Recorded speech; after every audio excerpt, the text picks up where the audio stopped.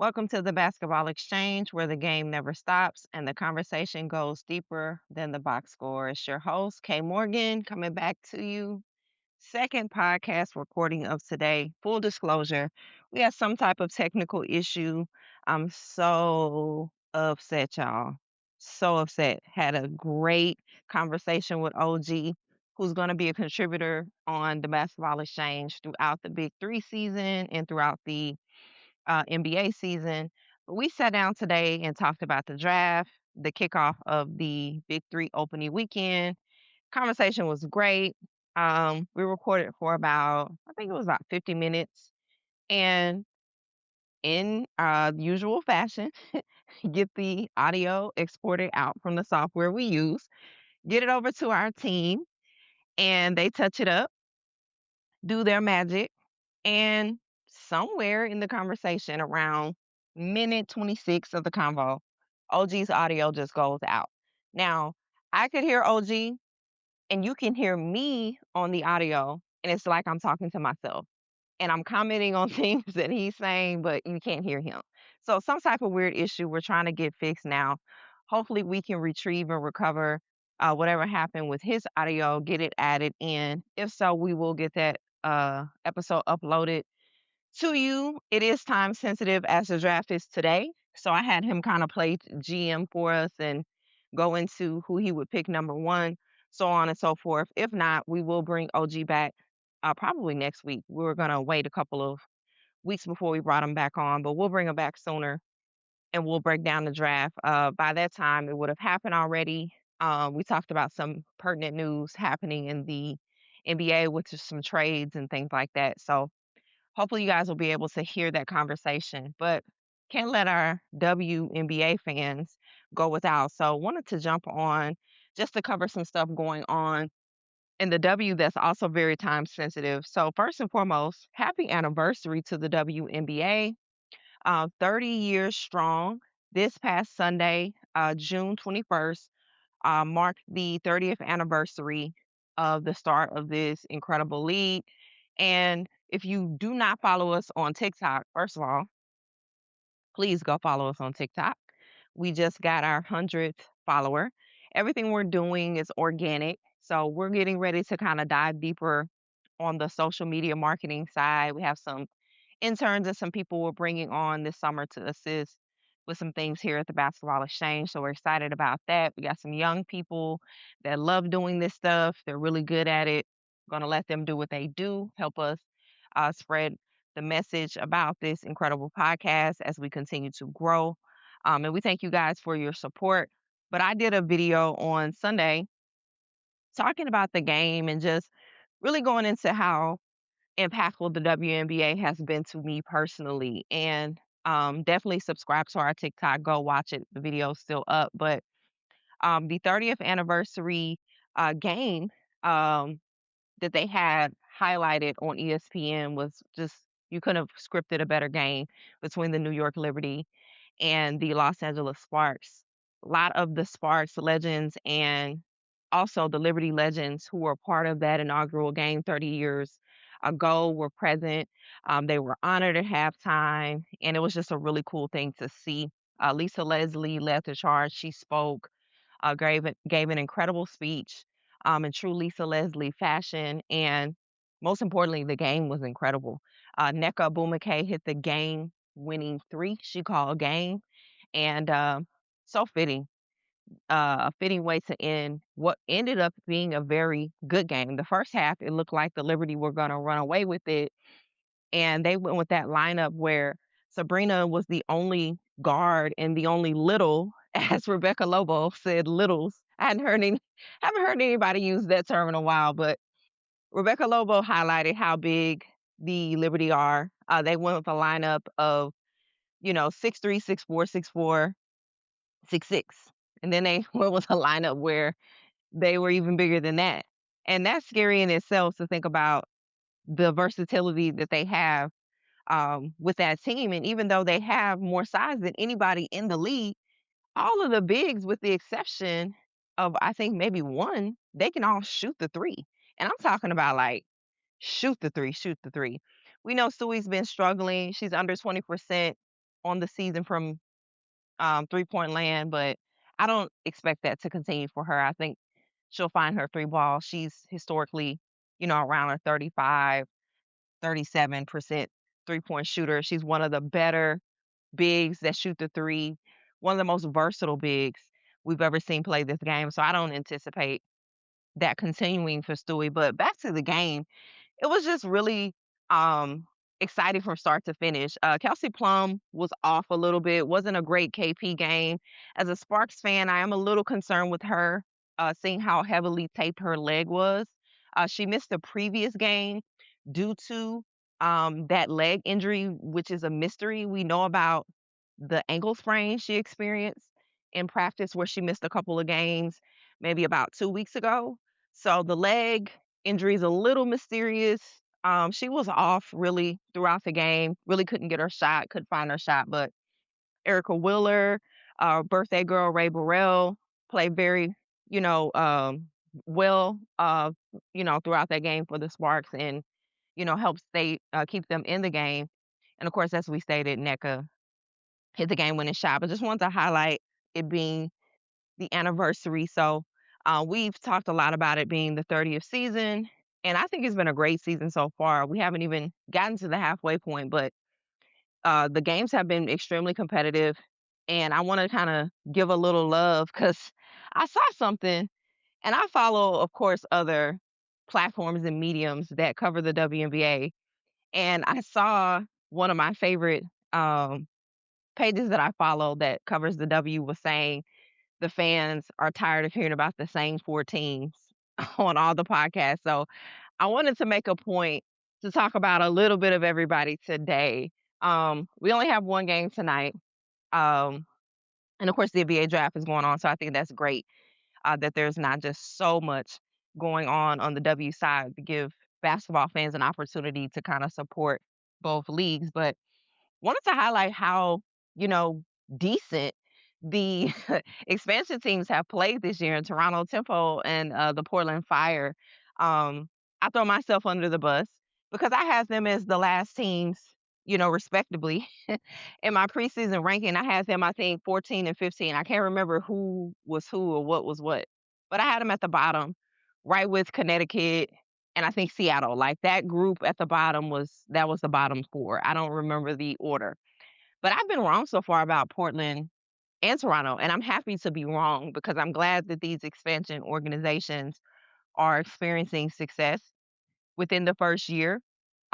These are markets that I think can be huge markets for the W going forward, not just this year. In the inaugural season, there's always a lot of excitement. And I think that you want to see both of these markets continue to be successful and continue to thrive in the years to come. So I'm happy that they are at least competitive because Toronto is a beautiful city. So is Portland. There's not a shortage of things to do in these cities, especially in the summertime. So the fact that they both have, teams that are hovering around the 500 mark, I think it's a good thing for the league itself. And I think it's a good thing for the fans. So wanted to highlight them for sure. Also want to congratulate Brittany Griner for being the all-time leading shot blocker in the history of the WNBA. I don't think anybody's shocked by that. BG is what, 6'8", 6'9". She's always been an incredible defender, a great rim protector. In her younger years, she was obviously way more athletic and agile. And, she's changed probably just as many shots as she's actually blocked. So she's just been an impactful player in this league on both ends of the court. So salute to her. And that's in counting because she's still playing. Like BG BG's career is not over. I know she's had some nagging injuries this year in particular, and it is a little bit of a down season for the Connecticut Sun as they're transitioning, from Connecticut and coming here to Houston. I'm looking in the stands and I'm starting to see their fan base kind of fall off, and it kind of makes me sad for the players because the players are going out and they're playing hard and they're giving it their all. So it's unfortunate, they don't get a say so in where a team plays, if a team moves, relocates, is sold, or, whatever the case may be. So kind of sad to see, but definitely respect the people in, the Connecticut area, the New England area for, their decision. They're, not happy about the Sun leaving. And so it's just like every game is a reminder that it's coming to an end. While we're on the Connecticut Sun, not a team we've obviously talked a ton about, I'm really interested to see what's going on with some of these rotations.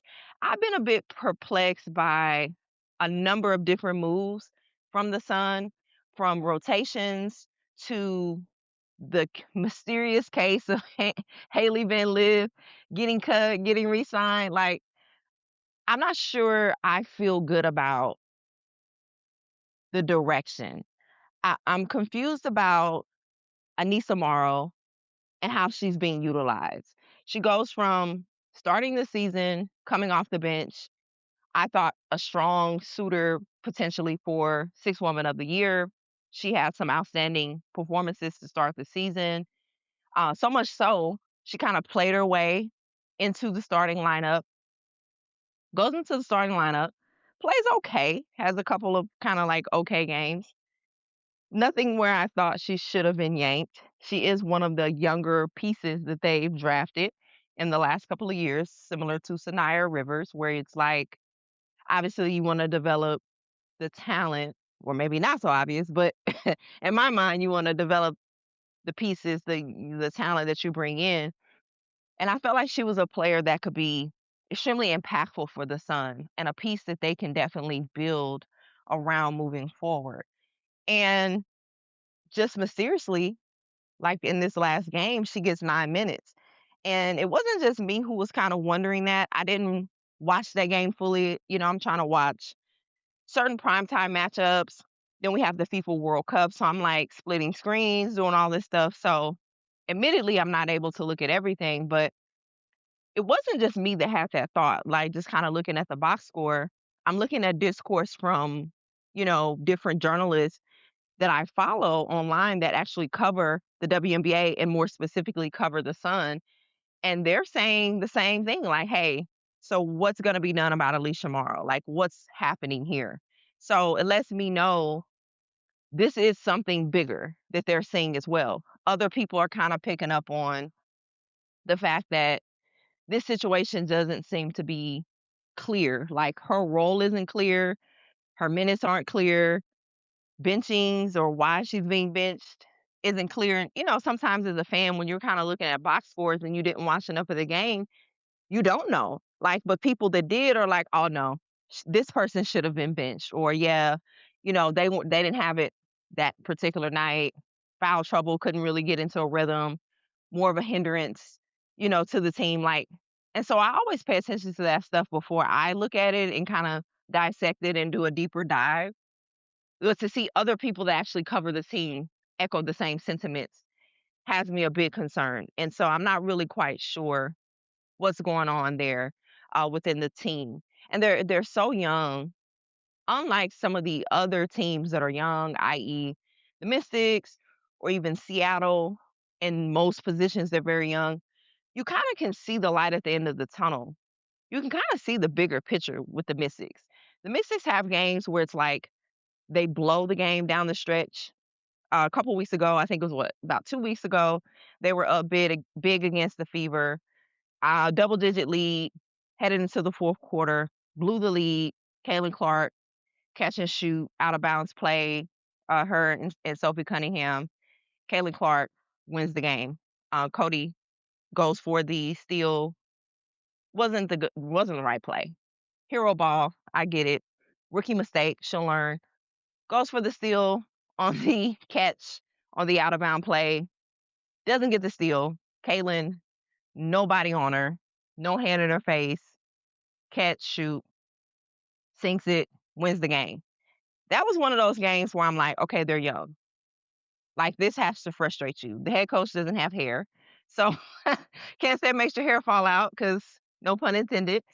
But those are the type of games that frustrate you. Then they have wins that, to me, I don't feel that they should have. Like, they win games that make no sense. They beat some teams that you're like, wait, they came back and beat who? So you see the light at the end of the tunnel. Seattle is a good, bad team. They fight. They play hard. Like, They're just not they're not good enough. I watched them against the Valkyries, I believe it was last weekend, and they were down big, and they nearly came back in the game. The game went to overtime. The Valkyrie overcame, you know, their struggles and were able to come back and win that game in OT. But Seattle fought to the end. The crowd was into it. Don Malanga played well. Like, you can kind of see it. Connecticut, I'm like, what's happening? Sanaya Rivers still can't shoot. God bless her. Really good defender. I think definitely a WNBA level player, but she's going to have to develop a consistent outside shot. Um, the lineups don't really make sense. I don't understand what's happening in Connecticut. I'm concerned. I'm just putting them on full panic watch. I don't know if we're tanking for Juju. I don't know what the, kind of bigger picture concept is for them. I don't know if they have the right coach. I have more questions than answers with the Suns. So they're my team where I'm just like, I'm not quite sure. I'm not sure even if I want Juju going there, if that winds up being the case. Like, I'm watching closely Connecticut. I have no idea what you guys are doing, but congrats to BG. That's some good news. They won a game. They beat the snot out of the Chicago Sky. Not sure if the Chicago Sky are looking to get their coach fired. Um, this is headed for a breakup. I don't know what type of breakup this is going to be between Chicago and Tyler Marsh, but it's headed there. Tyler Marsh looks in over his head as a head coach. You can see the frustration building from him. If you listen to the post game pressers, I do. He's extremely frustrated. Um, the team is frustrated, starting with Skylar Diggins, the vet. I say the leader. Maybe she's not, but outside looking in, I feel she is. And I feel how what she's saying is not just her. I feel she's speaking for the overall team consensus. You see the frustration from Camila Cardoso. She was in tears on the bench. I hate to see all that. And I like Tyler. I thought he was a really good assistant for Becky all those years with the Aces. I don't think that, and I hate to say this, I don't think the Chicago Sky are the job that a first time coach should take. Because I don't think they're the organization for a first time coach. Not presently constructed, not with the ownership group they have, not with the leadership that they have in the front office. This is a job for like a Sandy Barndello, a Cheryl Reeves, people who never take this job. It's who this job is for. They are consistently voted by the players, current and former, as one of the worst ran organizations in the league. And since they won the championship, what is it now, maybe 5 years ago, they have not looked like a championship organization, and at times they haven't even resembled a competent organization. And so I don't know how you lose by 30 to the Connecticut Sun, but they somehow found a way to do it, and they're a tough watch. They're a tough watch. Um, hopefully they can get things figured out there. I don't know what the play is. They don't have draft picks. They don't have leadership that believes in young players to develop them. They went all in on signing all these free agents that some of them are a bit over the hill. There's no offensive continuity. That's tough to say when you have guards like Natasha Cloud and Skylar Diggins. They finally bring in guards, JC Sheldon, Skylar Diggins, Natasha Cloud, and it's kind of more the same. Um, so hate to see that, but WNBA is not really known for firing coaches in the middle of the season. I don't know if it's because the season's only 40 games and some change. This season's 44. I think it's kind of silly to do because you can turn things around, but what does that even mean? Turn it around to what? Like, can they make a playoff push? I don't think they can. And I'm not one that gives up easy.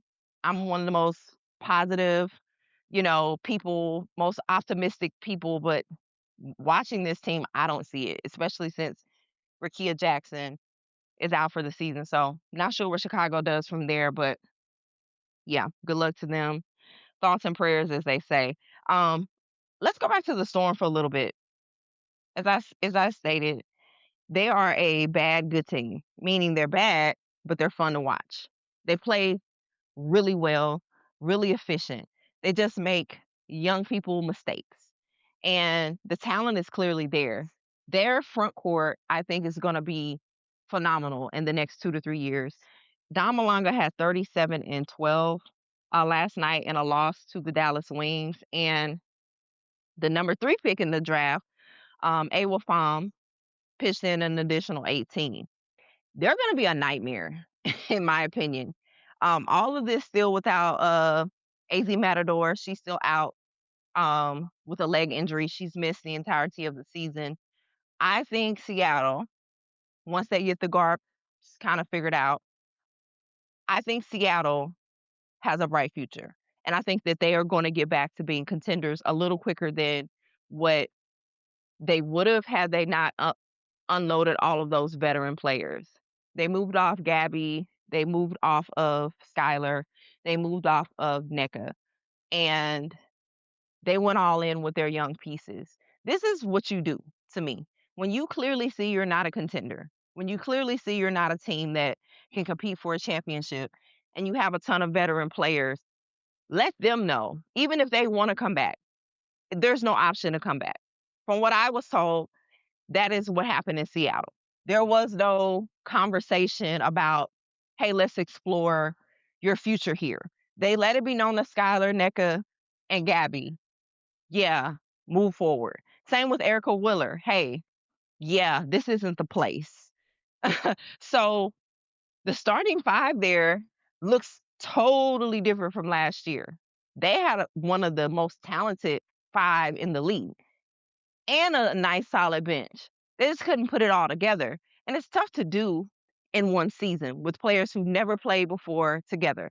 And you didn't have a lot of players that were familiar and acclimated in Noel Quinn's system that she had in place. So she gets this incredible group of talented players, and it's like you're trying to figure out on the fly how to make the small incremental changes and improvements. And they beat everybody they were supposed to beat, but they couldn't beat the teams that they needed to beat. They couldn't beat the Aces. They couldn't beat, Minnesota. They couldn't beat the Liberty, the elites of the elite. They struggled with. And they had a early first round exit out of the playoffs and fired the coach, clean house on the team. But I think the way that they are rebuilding is how you should, which is through the draft. And they have some incredibly talented young ladies that upsides are through the roof. Generational type talents. Dom Malonga is a generational talent. And I think she's going to be good for years to come. And so obviously there's not a lot of pub on this team, not a lot of conversation. But like I said, I wanted to take time today to highlight these teams, these players, these organizations that, admittedly aren't having the best season, right? 2, 3 wins, that sort of thing. But we still want to highlight kind of the players that we feel that are exceptional there and the upside, right? The bigger picture for these organizations. I think they all kind of knew. I don't think the Sun thought they would be good. I don't think Seattle thought that they'd be very good, but um, I do see the bigger picture if you're a Storm fan. So hopefully the fans can kind of hang in there with them. I know they're spoiled and they're used to, winning championships. They're tied for the most championships in the history of the league with 4.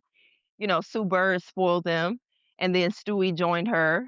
LJ and Sue first, Lauren Jackson, the great Lauren Jackson, and Sue Bird, they spoiled them. And then, of course, Stewie and Jewel Lloyd later in Sue's tenure there won 2 additional championships to add to the 2 that LJ and Sue brought. And I know they're spoiled. They're used to being good and competitive, but it's going to be ugly for a while, Seattle. But buckle up. I think it'll definitely be worth it in the end. Within that same game of Dom and Awa's performance, AZ Fudd. Now, we highlighted Olivia Miles last week, and we highlighted her the week before, and probably the week before that. And I think it's fair to say that she will be Olivia Miles. I think she will be Rookie of the Year, barring any major injury. Lord, please don't let that happen to her. She's gonna be Rookie of the Year. But AZ's quietly having I don't say quietly. Let me not say that. AZ is having a very efficient and solid rookie season. She's been scoring the ball at will and even playing really good defense. If you really watch the Dallas Wings play, and I do, they're one of my teams that I absolutely love watching. Um, Probably, man, I'd say they may be my favorite team. I'd say them. I really like watching the Valkyries, and I really enjoy watching the Aces. They're probably my top 3 team, but AZ's been playing amazing.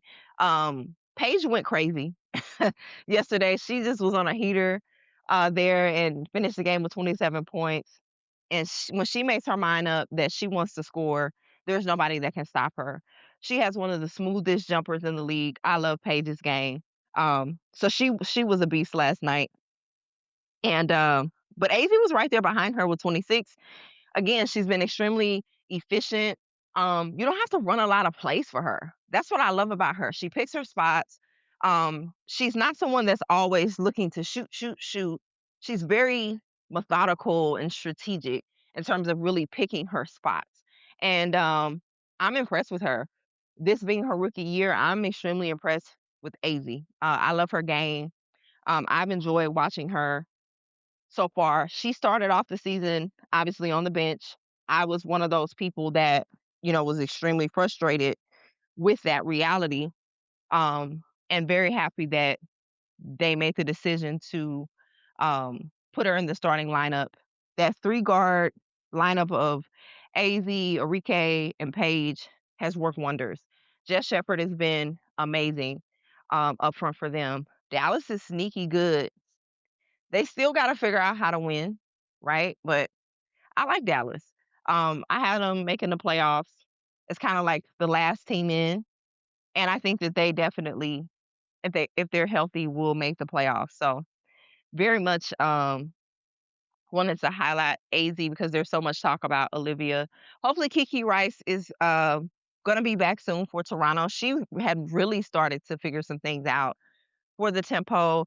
They ended up, having to put her in the starting lineup after she was playing so well off the bench for them. So, haven't heard an official timeline return for her, but I know they said 2 weeks. We're kind of coming up on that 2 week point where she'll be reevaluated. Hopefully, she'll be ready to go soon because I really was enjoying her as well.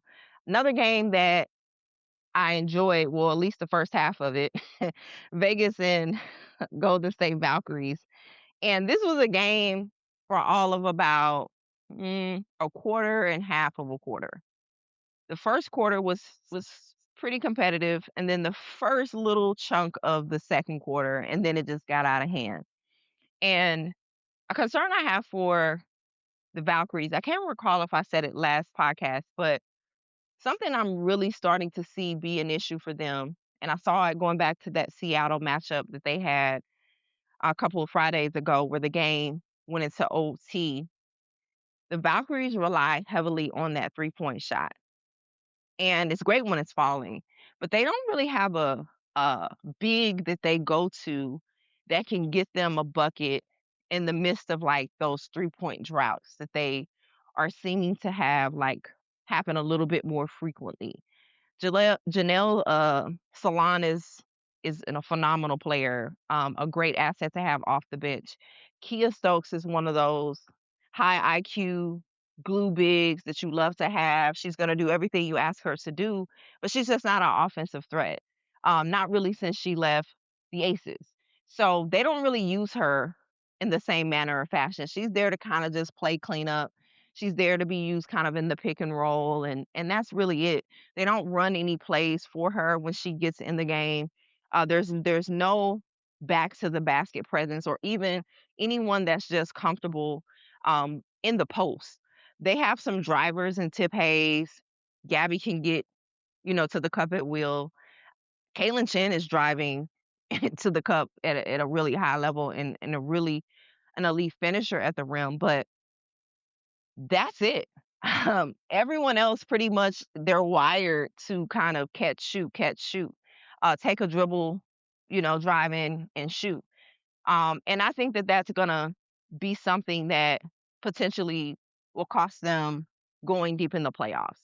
If there's a game where they're exerting so much energy on the defensive side, which is very common for them because they're one of the best defenses, and those three balls just aren't falling, I don't know what they do or where they go. And the Aces were clicking on all cylinders. They were down a couple of players, and they looked all the way locked in. Admittedly, the Aces are not all the way locked in, and I think it's tough to expect that from them.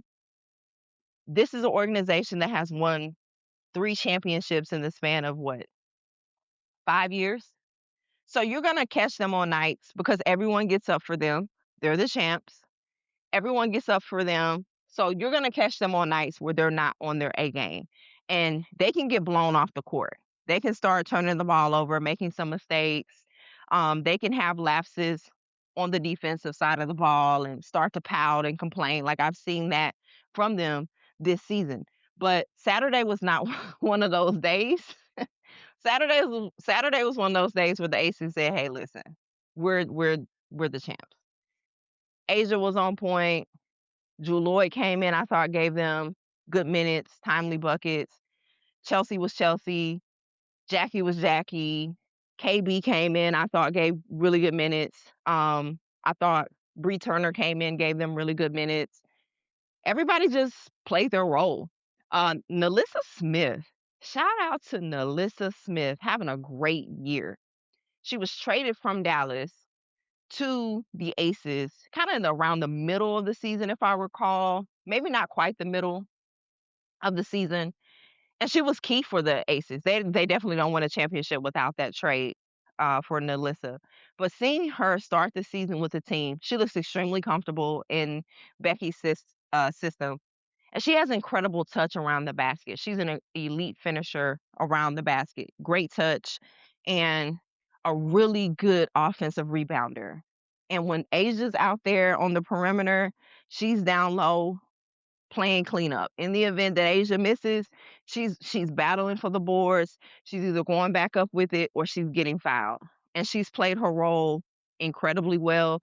She's been really solid for them on the defensive side of the ball as well. So a little scary, little scary to see the Aces play like that. No Kennedy, no problem. No Dana, no problem. Yeah, the Aces are still the Aces. So if I'm the Valkyries, I'm looking for a big potentially. And I know that that's kind of the coach's system. They play a lot like the Warriors. They play like the men's team. Like and they won, championships playing like that. But they also had bigs. They had Andrew Bogut. Like they had Festus Ezeli. They had David West. They had guys. They had JaVale McGee. They had some traditional bigs that they won championships with too. I was there, I watched it. So hopefully the Valkyries can figure that out. You know, Maybe it's a player out there that I'm not thinking of that hasn't signed, or a player that recently was waived, or maybe they have that player on the roster currently that they're just not utilizing in a certain way. But they definitely got to figure out a way to score some easy baskets and some points in the paint, instead of just relying on the jump shooters. And by the way, they have some of the best jump shooters in the game. Some of the best wings in the game wear a Valkyries uniform. So what do I know? Just something I've kind of seen from them in a short stint here, where it has me a bit concerned about kind of the bigger picture of what they have going on. And finally, I don't have a lot of thoughts on this scuffle with the Mercury and the Fever, but I do have some thoughts. And I've seen a lot of discourse, a lot of conversation, particularly on social media about the game last night. It was, if you don't have League Pass, the only game that was televised yesterday, the Fever and the Mercury. I'll be honest, I wasn't super excited to watch the game. I did watch it. I watched it only because I wanted to watch the Fever. I'll be honest. I'm not really a fan of watching the Mercury. They're not a good bad team to me. They're an old bad team, and I don't really enjoy watching them play this year. And so I kind of had forgot. I kind of forgot about the fact that Juana Bonner left the Fever. They parted ways, and she ended up signing with the franchise that she delivered, 2 championships for and had the most success in the Phoenix Mercury. I kind of forgot all that happened. And I forgot about the fact that there was like a little bit of bad blood even late in the season after Dewana officially signed to Phoenix and Phoenix played Indiana. I remember there was like a little bit of talk, some, chatter, but somehow I didn't think that that was that deep. I didn't think the situation was that serious. So much so, like a loser, an aloof loser, I'm just watching this game, no other implications. Team in Indiana, I'm thinking this should be an easy win. This should be a good win for them to kind of get on track. They need these type of wins. That's how I'm looking at this game. Not thinking that there's real true animosity. So the game progresses. There's a lot of chippiness, a lot of chirping, a lot of back and forth. Dewana and Sophie Cunningham have some type of exchange. They're both pointing fingers. I don't know what that was about. But they have to be separated. Caitlin and Dewana had to be separated. And then um, all hell breaks loose, right? Like everybody's arguing with everybody, everybody's fighting, fussing, technical fouls galore. And I just, is it that serious? Is it that deep? Dewana was there maybe 10 games. She saw whatever she saw. She asked to be up out of there. By the way, Steph White is a former coach of Dewana in Connecticut. They have a relationship. Dewana, in my opinion, was much needed, or a vet. Didn't have to be her, but any vet was a welcome sight for the Fever, who last year were a young team that didn't really know how to win. They didn't have anybody on the roster had won anything. Dewana is one of the people that I thought would help them and kind of get them over the hump and still had a little something left in the tank. But it didn't work. I don't know what happened. I don't think we'll ever know. I'm gonna be honest with you. I really don't care that much about it. But I just want everybody to chill out. Please relax. Like, it didn't work out. She didn't want to be there. Okay. I know Sophie is a firecracker. I love Sophie, by the way. Girl, let it go. She didn't want to be there. That was last year. This shouldn't be carrying over an additional season. Her making a decision at this point in her professional career to say, I don't want to be here. I know people say, well, she quit. She did. Like, let's call a spade a spade. She quit. I don't want to be here. They let her out of the contract. So obviously it was mutual. Whatever bad vibes or I don't know what the case may have been, she didn't want to be there. Dewana didn't want to be there. They let her out the contract. She was free to sign anywhere. She signed with Phoenix. They went to the finals. Rest is history. Obviously, everything worked out for everybody. This carrying over another season to me is a bit much. I love Sophie. Sophie, you're not going to fight anybody. Nobody believes that. This tough girl thing you got going on, baby boo, nobody in this league is scared of you. Nobody's scared of you. I have no problem with you defending yourself, defending your teammate, but this is not a good look for you. This is not a good look for the Fever. Nobody's scared of anybody over there. Nobody's scared of y'all. Nobody's scared of AB and them elbows. Nobody's scared of anyone over there. Nobody over there is built like that.